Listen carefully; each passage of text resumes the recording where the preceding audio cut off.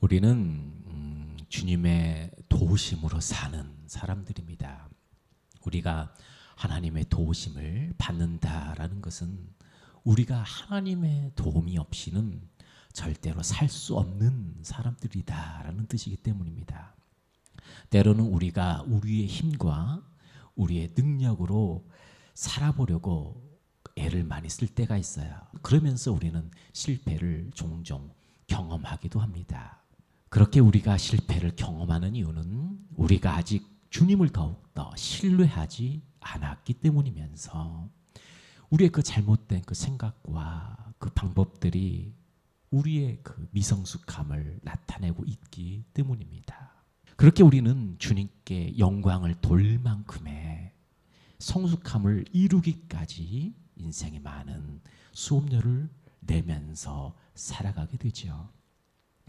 결국 이러한 인생으로 우린 무엇을 깨닫는가 하면 그것은 우리는 우리의 힘으로 인생을 살아가는 게 아니라 하나님의 도우심을 통하여 살아간다라는 것을 알아가게 되는 것입니다. 그러면서 우리는 조금씩 깨닫게 되죠. 인생은 내 힘으로 살아가는 것이 아니구나. 하나님의 도움이 없이는 우리는 아무것도 할 수가 없는 거구나 라는 것을 알아가게 된다라는 거예요. 결국 우리의 신앙이 깊어진다라는 것은 우리가 무엇을 하든지 먼저 하나님을 찾아야 한다라는 것을 알아가는 거예요. 무엇을 하든지 하나님을 먼저 찾아야 된다. 무슨 계획을 세우든지 먼저 하나님께 물어야 된다라는 거예요. 주님, 제가 이것을 하려고 하는데 하나님의 뜻이 무엇입니까? 하나님께서 정말 기뻐하시는 길은 무엇입니까? 어디로 가야 되는 거죠? 정말 제가 헷갈려서 잘 모르겠습니다. 그래서 기도를 드리는 건데 하나님 길을 알려주십시오. 하나님의 뜻을 알려주십시오라고 질문하면서 또한 기도하면서 그렇게 매일 말씀을 묵상하는 가운데 뜻을 발견해 나가는 거죠. 그러나 하나님께서는 때때로 우리가 이제 실수하고 잘못한다 그래도 우리의 그 연약함 속에서도 우리를 포기하지 않으시면서 더욱더 신앙의 성숙으로 이끌어 가세요. 왜냐하면 우리의 그 인생의 신앙의 그 여정표가 항상 성숙한 상태로 있는 것이 아니기 때문입니다. 우리가 예수님을 믿을 때는 어린아이의 상태로 있다가 점점 성장해 나가듯이 우리 인생도 돌이켜 보면 우리가 항상 그 성장해서 다 큰 그 성인인 것 같이 여겨지기도 하지만 우리 인생 가운데서는 걸음마 단계를 통하여 수없이 넘어지기도 하고 또 우리가 이제 또 자식을 또 키워 보신 분들도 아이들을 보면서 청소년기 때는 얼마나 또 이렇게 대들기도 하고 질풍노도의 시기라고 하죠. 그 가정들을 보면서 참 철없게 느껴지기도 하고 그렇게 되죠. 마찬가지로 우리도 그런 청소년기를 겪었잖아요. 그래서 갑자기 부모님 말씀 잘 듣다가 내 생각과 뜻으로 한번 해보기도 하잖아요. 그러면서 나를 알아가는 그 과정이 청소년기인 것처럼 우리도 한번 이제 많이 컸으니까 이렇게 한번 해보고 싶다라는 거죠. 왜냐하면 세상에서도 많은 것들을 배우는데 이게 맞는지 하나님의 뜻이 맞는지 헷갈려 할 때도 있고 그리고 하나님의 뜻으로 살아가기는 손해볼 게 너무나 많은 것처럼 느껴지기 때문에 그래서 이 두 사이에 갈등하고 있는데 누가 잘 알려주지 않은 것 같아요. 그냥 하나님 말씀대로 하면 된다라고만 하지 이거 좀 융통성 있게 살아갈 수 있지 않을까? 라는 생각이 들기도 한다라는 거죠. 그래서 우리가 신앙의 사춘기를 경험하게 되는 거예요. 이거는 누구나 사춘기를 경험하듯이 이러한 우리의 연약한 모습이 있기 때문에 주님께서는 끝까지 우리를 기다리신다라는 거예요. 하지만 이러한 우리의 성숙하는 과정을 통해서 이 과정 자체가 우리를 온전하게 만든다라는 거예요. 그리고 하나님과의 관계를 바르게 세워준다라는 거예요. 그렇게 실패해서 돌아오면 우리가 더 하나님을 더 의지할 수 있지 않겠습니까? 그렇죠. 그래서 오늘 본문에서도 이러한 신앙의 성숙함에 대해서 말씀을 하고 있습니다. 그리고 그러한 성숙의 길로 가는 방법에 대해서 알려주고 있는데, 그것이 바로 신앙의 성숙함을 가는 길은 내 안에 거하는 것이라고 말씀을 하고 있어요. 내 안에 거하라. 자, 그렇다면 예수님께서 말씀하신 내 안에 거하라 라는 말씀이 무엇인지에 대해서 알기 위해서 다음에 세 가지의 질문을 통해서 한번 접근해 보도록 하겠습니다. 그럼 먼저 주님 안에 거하는 것은 무엇인가? 예수님께서는 하나님 아버지를 농부로 얘기를 하셨어요. 그리고 예수님 자신은 참 포도나무, 그리고 그리스도인들을 그 가지라고 비유로 말씀을 하셨습니다. 하나님 아버지는 농부, 그리고 예수님은 참 포도나무, 그리고 우리들은 가지다. 그런데 그 가지는 나무에 붙어 있어야 된다. 그래야 생명을 공급을 받는다는 것이 오늘 본문 내용의 요약입니다. 10절에는 내가 아버지의 계명을 지켜 그의 사랑 안에 거하는 것 같이 너희도 내 계명을 지키면 내 사랑 안에 거하리라. 그러니까 하나님 안에 거한다는 뜻이 뭐라고 돼 있어요? 예수님 안에 거한다는 뜻은 아버지의 계명을 지키는 것이 사랑 안에 거하는 것이다 라고 나와요. 예수님도 그렇게 했다. 아버지의 계명을 내가 지켜서 내가 아버지 사랑 안에 거하였다 라고 얘기를 합니다. 마찬가지로 너희도 그렇게 해라. 내 안에 거하려면 반드시 아버지의 계명을 지켜야 한다. 무엇을 지켜야 된다라는 거예요? 하나님의 모든 계명을 지켜야 된다는 거죠. 그 계명을 압축한 게 무엇입니까? 십계명이죠. 그리고 십계명을 또 다시 압축하면 하나님을 사랑해라. 그리고 내 이웃을 사랑해라 라는 것이 하나님께서 말씀하신 계명입니다. 서로 사랑해라. 서로 사랑하면 내 안에 거하는 것이다 라고 얘기를 해요. 그런데 사랑 안에 거하지 아니하면 어떤 현상이 나타나는가? 사람이 내 안에 거하지 아니하면 가지처럼 밖에 버려져 마르게 된다. 그런데 사람들이 그것을 모아다가 불에 던져 사른다라고 얘기를 했어요. 하나님과의 관계가 이제 단절이 돼 버리면 더 이상 영향을 공급받지 못하기 때문에 결국에는 불에 던져 사르게 된다라고 나와요. 그러니까 예수님과의 그런 신앙생활을 통하여 잘 하고 있다가 그 과정이 끊어지게 되면 어떻게 된다는 거예요? 끊어지면 이 과정 자체가 하나님 아버지께로부터 나간다라는 거예요, 세상으로. 그래서 이제 하나님 아버지 여전히 그 잃어버린 자들을 찾으시는 과정이죠. 그런데 하나님은 애타게 사랑하시지만 하나님과의 거리는 떨어져 있다라는 거예요. 그걸 누가 이어줘야 된다는 거예요? 그 역할을 하라라는 거예요. 왜냐하면 그대로 두면 밖에 버려져 마르게 되기 때문에 결국에는 그 떨어져 있다라는 거예요. 이게 처음에는 예수님을 믿었는데 그래서 이제 구원은 받는다라고 세례도 받았어요.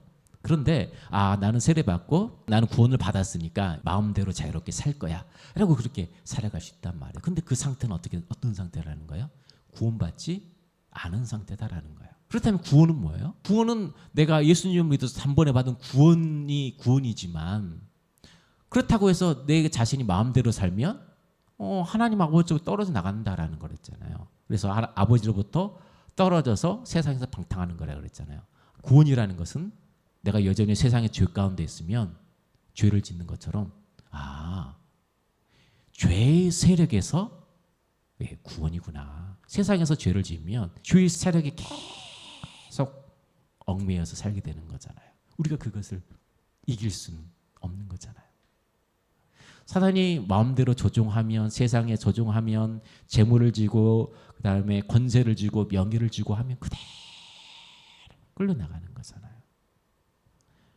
왜냐하면 하나님 말씀대로 살면 좀 손해볼 것 같잖아요. 근데 하나님께 떠나 있는데 그게 무슨 상관이야.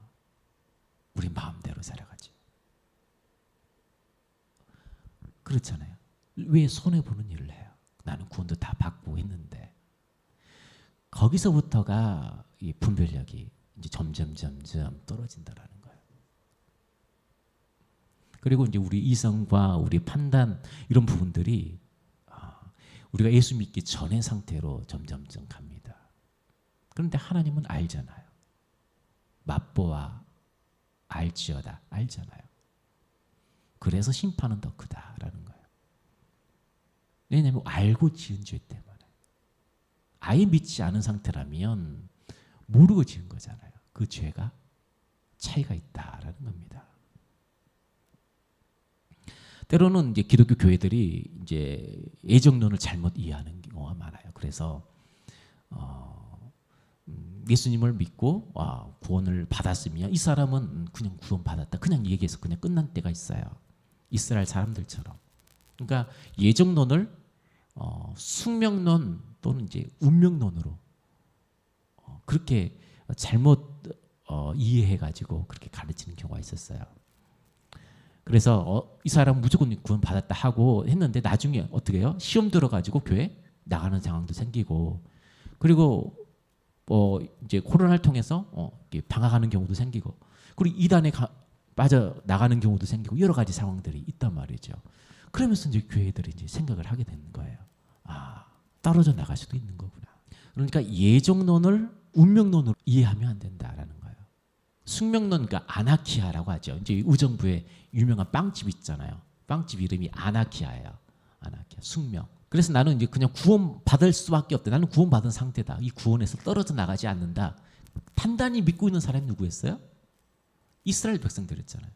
나는 아브라함의 자손이니까 절대로 구원으로부터 멀어질 수 없다. 이렇게 생각을 했잖아요. 그런데 예수님은 그게 다 착각이야. 착각이야.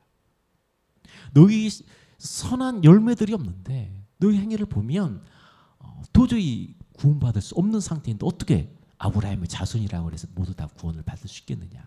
회개하고 돌이키지 아니하면 너희들이 다시 거듭나지 아니하면 절대 구원을 얻을 수 없다라고 얘기를 해요. 그 운명론에 대해서 예수님께서 말씀하시는 거죠. 하나님과의 관계가 틀어져 버리면 절대로 구원받을 수 없다. 그리고 하나님께서 그 중요한 조건을 계명을 지키는지 안 지키는지 결국에는 하나님께 심판하실 때는 우리의 행위를 보고 심판하신다라는 거예요. 계명을 지켰는지 안 지켰는지 그 계명은 바로 사랑이다. 사랑이다. 두 번째, 그리스도인들은 어떠한 삶을 살아야 하는가? 어떠한 삶을 살아야 하는가? 그 첫 번째는 예수님 안에 있는 것은 예수님의 계명을 지키는 것이라고 했습니다. 그리고 두 번째는 그리스도인들은 어떤 삶을 살아야 하는가? 열매 맺는 삶을 살아야 한다라는 것입니다. 예수님 안에 거하는 자는 열매를 많이 맺는다고 5절은 말씀하고 있어요. 5절 말씀 보겠습니다. 나는 포도나무요 너희는 가지라. 그가 내 안에 내가 그 안에 거하면 사람이 열매를 많이 맺나니 나를 떠나서는 너희가 아무것도 할 수 없음이라 라고 말씀하고 있습니다. 열매 맺는 삶이 중요하다라는 거예요. 자, 열매를 많이 맺으려면 본문에서는 주님의 사랑 안에 거해야 한다라고 나와요. 그렇다는 것은 우리가 뭐 해야 된다는 얘기예요? 기도를 통하여 가까워지고 말씀 묵상을 통하여 하나님의 뜻을 알아가는 거예요. 눈에 보이는 게 아니라는 얘기죠. 신약시대 때는 눈에 보여주셨지만 특별 계시를 통하여 이제는 보지 않고도 우리는 믿는 사람들입니다. 간혹 이제 이단 중에서도 앞으로도 이제 마찬가지겠지만 요한계시록에는 내가 하나님이다. 성령 하나님이 눈으로 이제 보여진다. 원래는 보여진다. 이렇게 얘기를 하면서 다가오는 이단들이 많아요. 단체들이. 그것을 요한계시록은 조심하라라고 얘기를 하고 있잖아요. 하나님은 눈에 보이지 않으시는 하나님이다라는 거예요. 성령님 또한 우리를 도우시는 보혜사다라고 해요. 도우시는 분인데 눈에 보이지 아니하시는 분이다.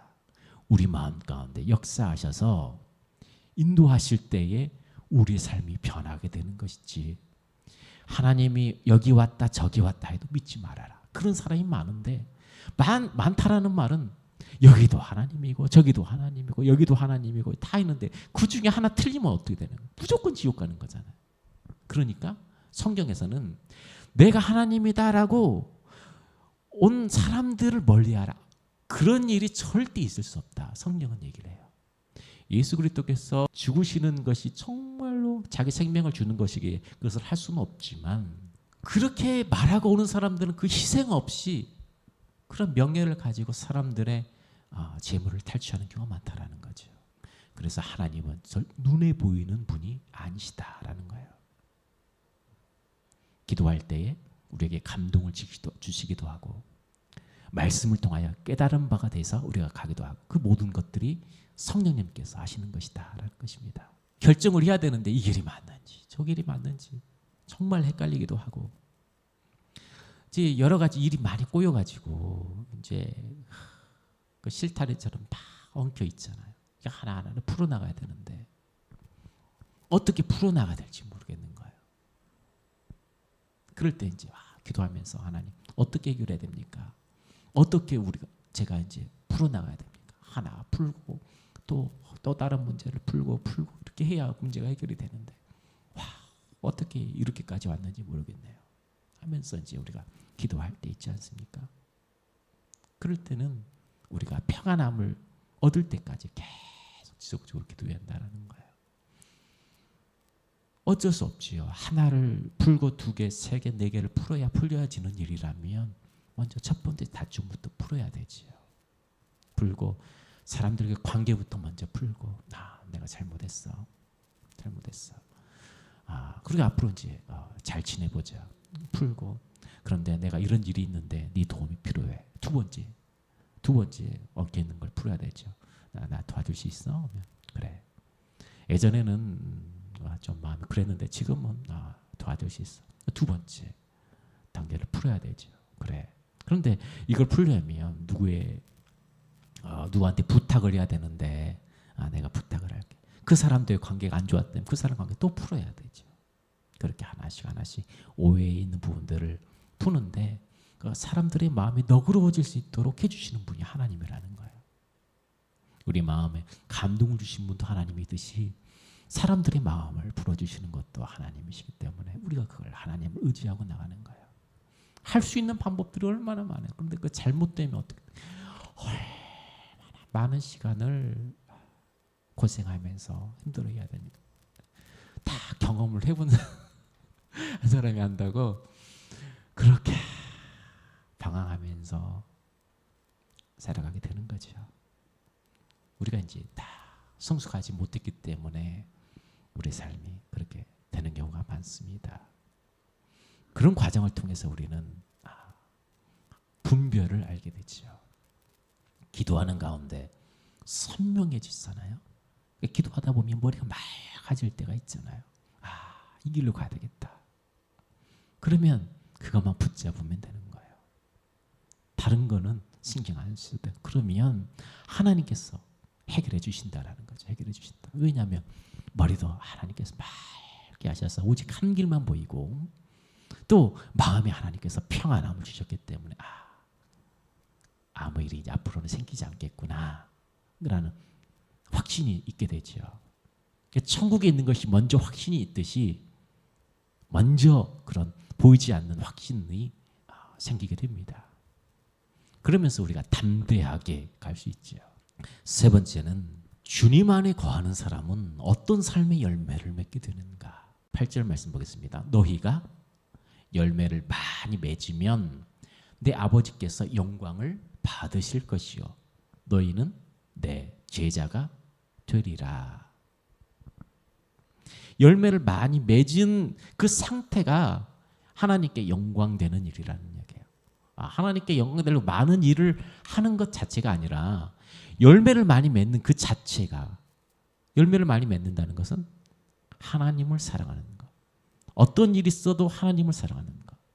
우선순위가 하나님을 사랑하는 것. 이웃을 사랑하는 것. 먼저 용서하는 것. 이해하는 것. 이렇게 되는 거죠. 내가 다른 사람보다 더 낮아지는 거죠. 이로써 천국의 규칙을 알 수 있죠. 더 낮아져야 하나님께서 더 인정해 주신다라는 거죠. 낮아지는 게 쉽지 않잖아요. 그래서 많은 기도를 통해서 묵상을 통해서 결국은 낮아지는 과정이다라는 거예요. 그러면서 우리는 분별할 수 있게 되는데 그런 삶을 통하여 예수님의 제자가 된다라는 것입니다. 예수님께서 그 높은 곳에서 내려오셨잖아요. 내려오셨잖아요. 우리들을 구하기 위하여 목숨을 버리셨잖아요. 내려놓고 목숨을 버리시고 그런 희생을 사셨잖아요. 그 기도하면서 그 뜻을 내려놓으시고 모든 것들을 제자들에게 보여주시고 가르쳐 주셨습니다. 열매를 맺는 우리들은 결국 이러한 제자 되는 삶을 살아야 된다. 제자 되는 삶을 살아야 된다라는 거예요. 또한 성경은 너희가 서로 사랑하면 다른 사람들이 너희가 내 제자인 줄 알게 된다라고 그랬어요.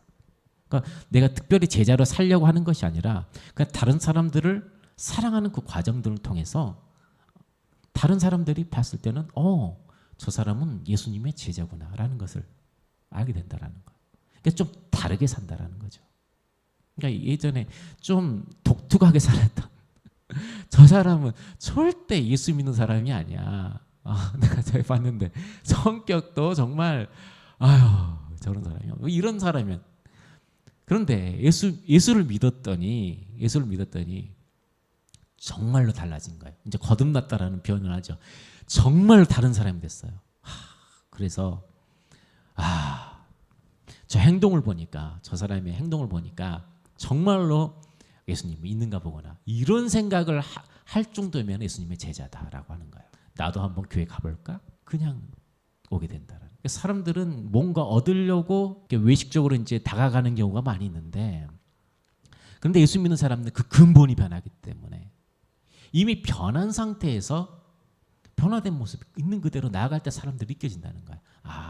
저 사람이 그냥 하는 게 아니구나. 앞에서는 잘했다가 뒤에서는 다른 걸 챙기려고 하는 게 아니구나. 이걸 안다라는 거예요. 그냥 그 사람들이 불쌍하고 그냥 그 사람들 돕고 싶은 마음이 그냥 든다라는 거예요. 이거하고 또한 목적을 하기 위한 것으로 아주 다르다라는 거예요. 하나님 앞에 칭찬받을 수도 없고 열매일 수도 없는데 가짜 열매죠. 그런데 하나님 앞에 우러나와서 하나님께 주시는 마음으로 그렇게 하는 행동이라면 그것이 참 믿음이고 열매라는 사실입니다. 이게 달라요. 하나님 앞에 깊은 교제 시간을 가져서 하나님 앞에 정말 그런 마음을 주셔서 했는가? 그러면 하나님께서 인정하신다. 인정하시고 계신다니까 본인도 알고 있고. 그러나 이 과정을 뛰어넘어서 하나님께서 이렇게 하라고 했으니까 흉내를 내는 것은 절대 그리스도인이 아니다. 마지막 때 이것이 이제 결과가 나타난다라는 거예요. 그리고 그 과정 중에 했던 모든 일들이 불타서 없어지는 것처럼 마지막에는 정금만 남잖아요. 정금만 남는 그것을 제외하고 나머지는 다 불타서 없어지는 거예요. 왜냐하면 성경에서 말하고 있지 않은 것은 다 연단 받아서 없어지고 실패해서 없어지고 그게 맞다고 생각하는데 다 없어지는 거예요. 도가니에 은을 연단하고 풀무불에 금을 연단한다고 했잖아요. 다 연단을 받으면서 다 없어져요. 그게 믿음인 줄 알았는데 믿음이 그래도 안 나타나고 또 연단 받았는데 그래도 믿음이 안 나타나고 믿음이 안 나타나는 거예요. 그러면 어떻게 열매가 없게 되는 거죠. 신앙생활 오래 했는데. 그런데 예수님의 제자는 예수님을 정말로 사랑해서 다른 사람들에게도 인정을 받으면 정말로 이 사람은 세상의 소금이다. 맛을 내는 사람입니다. 그걸 안다는 거예요. 사람들이. 그런데 사람들이 교회에 대해서 사람들에 대해 손가락질을 하면 그 상태가 열매를 맺지 않은 상태다. 교회도 잘못된 교회도 있다. 그걸 말씀을 하고 있습니다. 그렇다는 것은 이제 곧 추수할 때가 온다라는 거. 이 말씀을 하신 것은 봄이 지나면 이제 여름이 오고 여름이 지나면 또 가을이 오는 것처럼 우리를 불러서 그 추수 때를 위하여 하나님께서 우리를 예정하셨다라는 거예요. 이 추수할 때에 누가 가서 잃어버린 양들을 데리고 올고 하나님께서 그러고 부르셨다라는 거예요. 하나님 앞에 말씀 깨닫는 자들은 그때를 알게 된다는 거예요. 지금 이 시대가 어떤 때다? 이 시대가 가을에 추수할 때라는 거예요. 예수님이 오셔서 추수하러 오신 거잖아요. 어디로 추수를 해요? 어디에 씨를 뿌려요? 이스라엘만 아니라 먼 열국을 향해 이방 나라를 통해 씨를 다 뿌리잖아요. 누가 뿌려요? 예수님의 제자들이 뿌리잖아요. 그 사랑의 씨앗. 예수님께서 우리를 위하여 십자가에 죽으셨대. 그 증인되면서 그 증언은 누가예요? 성령께서 하시는 거죠. 성령께서 주신 그 증언을 통하여 씨를 뿌려서 뿌린 것들을 이제 거두잖아요. 마찬가지로 우리를 추수 때에 우리를 부르셨다라는 걸 분별해야 합니다. 예수님이 오신 후로 십자가 달려 오신 이후로 모든 그때부터 지금까지 그리고 앞으로까지 모두가 마지막 때다라는 사실입니다. 그래서 이제 유엘에서 나오는 것 같이 방언도 하기도 하고 우리가 이제 그런 여의도 순복음교도 유명하지만 그런 이제 은사들도 많이 이제 나타나는 시대잖아요. 요새는 거의 다 방언을 하고 신학교 갔다 하면 거의 다 방언을 해요. 그리고 뭐 통역하시는 분도 있고 통변이라고 하죠. 그리고 예언하시는 분들도 있고 이렇게 있는 것은 이 시대가 자체가 마지막 때라는 것입니다. 그래서 이사야 43장 7절이나 이사야 60장 3절, 창세기 17장 5절과 같이 열방을 돌아오게 하라는 그때가 바로 지금이면서 예수라는 마지막 방주에 태울 사람을 불러 모으시려는 하나님의 계획인 것을 분별해야 한다는 거예요. 왜냐하면 우리가 종이었을 때는 그걸 깨닫지 못하였다라고 했잖아요. 종이었을 때는. 자녀가 되었기 때문에 깨달을 수 있다. 그래서 너희를 친구라 부른다 그랬어요. 이제는 다 깨달는다는 예수에게로 데려오게 하는 그 역할이 우리가 되는 거구나. 사랑을 실천해야 되겠다. 이렇게 돼야 된다는 거죠. 그래서 우리는 그리스도인이라는 것입니다. 그리스도인. 내가 좀 신앙생활을 좀 둔하게 했는데 지금부터 이제 하나님과 교제의 시간을 좀 더 늘려볼까? 듬성듬성했는데 월화수 해보고 또 실패하면 또 다시 시작하면 되지 하면서 계속 이어가보고 그렇게 할 수 있다라는 것입니다. 자, 말씀을 정리하겠습니다. 우리가 예수님 안에 거한다는 것은 우리가 예수님의 계명을 지키는 것이라고 했어요. 우리가 예수님의 계명을 지킬 때에 예수님 안에 거하는 것이다. 그리고 예수님의 계명을 지키는 것은 하나님을 사랑하는 것과 이웃을 사랑하는 것이다. 그리고 우리가 이 계명을 실천할 수 있는 힘은 하나님과의 교제에서 나온다. 지금이 어떤 때인 줄 분별해야 된다. 추수 때라는 거예요. 그러면 나는 어떤 행동을 해야 되는가? 어떤 훈련을 받아야 되는가? 주님과 매일 교제하는 트레이닝부터 시작을 해서 이웃을 사랑할 수 있는 구체적인 실천은 무엇인가? 내가 어떻게 해야 되지? 그 계획을 세우고 그 목적이 흔들리지 않기 위해서 기쁨으로 그 과정들을 감당하면서 하나님께 영광 돌리는 삶을 살아가는 저와 여러분들이 다 되기를 주님의 이름으로 간절히 축원드립니다.